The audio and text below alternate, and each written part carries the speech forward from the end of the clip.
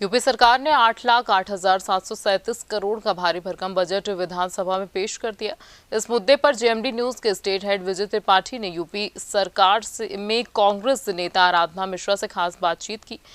इस दौरान उन्होंने सरकार पर झूठे आरोप और जन विश्वास को चलने का आरोप लगाते हुए कहा कि यह सरकार सिर्फ भारी भरकम बजट लाकर लोगों को छल कर रही है। पिछली बार भी सबसे बड़ा बजट लगाया गया था। आगे क्या कुछ कहा, आप भी सुनिए। इतना भारी भरकम बजट पेश किया है। सत्ता पक्ष लगातार विकास की बात कर रहा है और विपक्ष लगातार ये छलावे बताने की बात कर रहा है। हमारे साथ बात करने के लिए नेता विधानमंडल कांग्रेस आराधना मिश्रा जी हैं। उनसे पूछेंगे क्या लगता है, ये बजट सरकार कह रही है विकास के लिए है, विपक्ष क्यों नाराज हो जाता है हर बार? नहीं, नाराजगी की बात नहीं है। उत्तर प्रदेश की जनता ने सरकार पूर्ण बहुमत की चुन करके इसलिए दी थी कि उनके पैसों का सदुपयोग हो और सरकार उनसे झूठ ना बोले। ये पूरी तरह से दिशाहीन और खोखला बजट का आकार बड़ा होने से उत्तर प्रदेश की जनता का नहीं भला होने वाला। वास्तविकता होनी चाहिए। पिछली बार का बजट भी 7 लाख करोड़ से ऊपर का बजट था।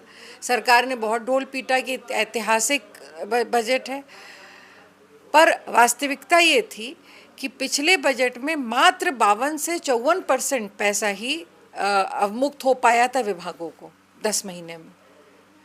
तो जब आप पैसा ही नहीं देंगे विभागों को तो वो योजनाएं पूरी कैसे होंगी? तो इससे बड़ा और धोखा क्या हो सकता है, इससे बड़ा छल क्या हो सकता है? आपने वायदा किया था किसानों की आय दुगनी करने का, उसका कोई रोड मैप नहीं है, ना पिछली बार था ना इस बार है। नौजवानों को रोजगार देने की बात थी। आप बात करते कि हमने इतने इन्वेस्टर समिट की, इतनी ग्राउंड ब्रेकिंग सेरेमनी की, पर वाइट पेपर आप नहीं जारी करते कि कितने लोगों को, कितने नौजवानों को रोजगार मिला। जो सड़क पर टहल रहा है नौजवान और लाठियां खा रहा है पुलिस की, उसके लिए उसकी बदहाली की जिम्मेदार कौन है?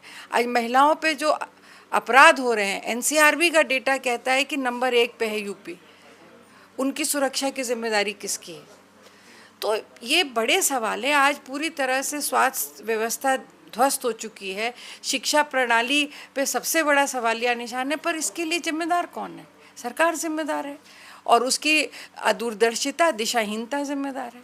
सरकार कह रही है कि हम वंचित को वरीयता दे रहे हैं और इसलिए विपक्ष के पेट में दर्द है। देखिए, वंचित तो मुझे तो हंसी आती है कि अभी भी अगर 7 साल बाद और डबल इंजन की मजबूत सरकार के बाद भी अभी भी उत्तर प्रदेश में वंचित है, तो आपको तो खत्म, वंचितों को सबको आपको फ्रंट करना चाहिए था। आज भी आप उतने ही लोगों को राशन दे रहे हैं जितनों को आप 7 साल पहले देते थे। तो इसका मतलब वो जो वंचित थे वो आज भी वंचित है।